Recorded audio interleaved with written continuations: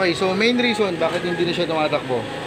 So nakita niyo to, ito yung goma na yan, ayun oh, para siyang kahoy na katigas. So lahat po ng goma nyo matitigas na. We are Team Sax!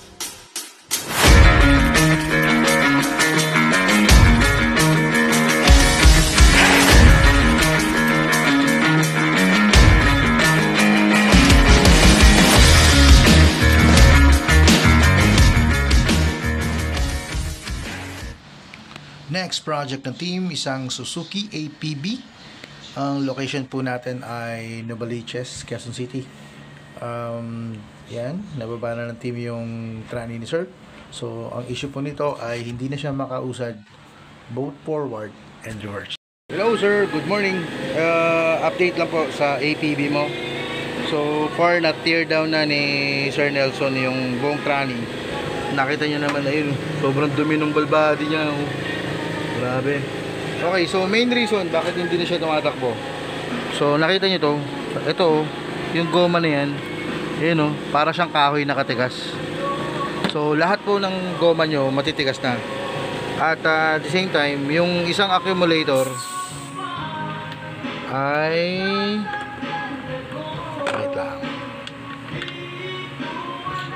So na yan, may pinakita sa akin si Sir Nelson kanina. So yung isang accumulator mo ay ayun. Ayan. Diba? So yun. So mostly lahat ng goma papalitan naman natin yan. Also this gasket, yan, sira na yung gasket na yan. So this gasket, ball body gasket yan. Then lahat po ng clutch, yan. At saka plate. Yan. So far nakita nyo naman yung filter nyo. Binuksan po mismo ni Sir Nelson para linisan. And same time, yung mga housing mo ay eto, na-degrease na ni Sir Joy naman. Yan. Dinidegrease na niya. Hello sir, magandang umaga. Update lang kami sa APB mo. So far, ayan, nakita nyo naman, malinis na lahat. Na-degrease na po yan lahat. Ultimo rear and front housing. Itong main housing malinis na rin. Ayan, nakita mo naman, no? Diba? Malinis. Alright, so lahat ng pyesa malinis din. Rebuilding kit natin, clutch and then plates ready na din. So proceed na si Sir Nelson sa pag-rebuild nitong APB mo. Okay?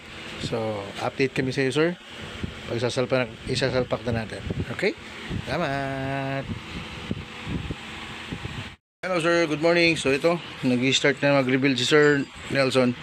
So ayan, nakita nyo naman, nasa 10% na siya. Ayan. Yeah. And update kami sir sa progress ng rebuild mo. Thank you. Okay sir, dito nasa 90% na po si Sir Nelson sa rebuild. So pressure checking siya. So yung double check lang po lahat ng pressure kung solid or buo. Wala siyang singaw. So after nito, install natin yung ball body and then oil pan. Okay sir, update kami. Thank you po.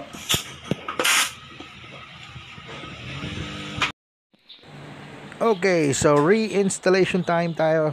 Si Sir Echo nga pala at Sir Joy ang magre-reinstall ng trani natin. Okay, kasama natin si Sir Adri dito. Ayun, so far nasa 90% na po ng installation natin. Check na lang tayo ng fluid level. And dito naman nagte-test drive na kami kasama si owner. So far medyo maganda naman na yung sibat ng sasakyan. Medyo pag binibitawan daw niya yung accelerator, so gumagapang na yung sasakyan. So dati kasi wala daw talaga yun, kailangan niyang i-accelerate pa bago kumapit.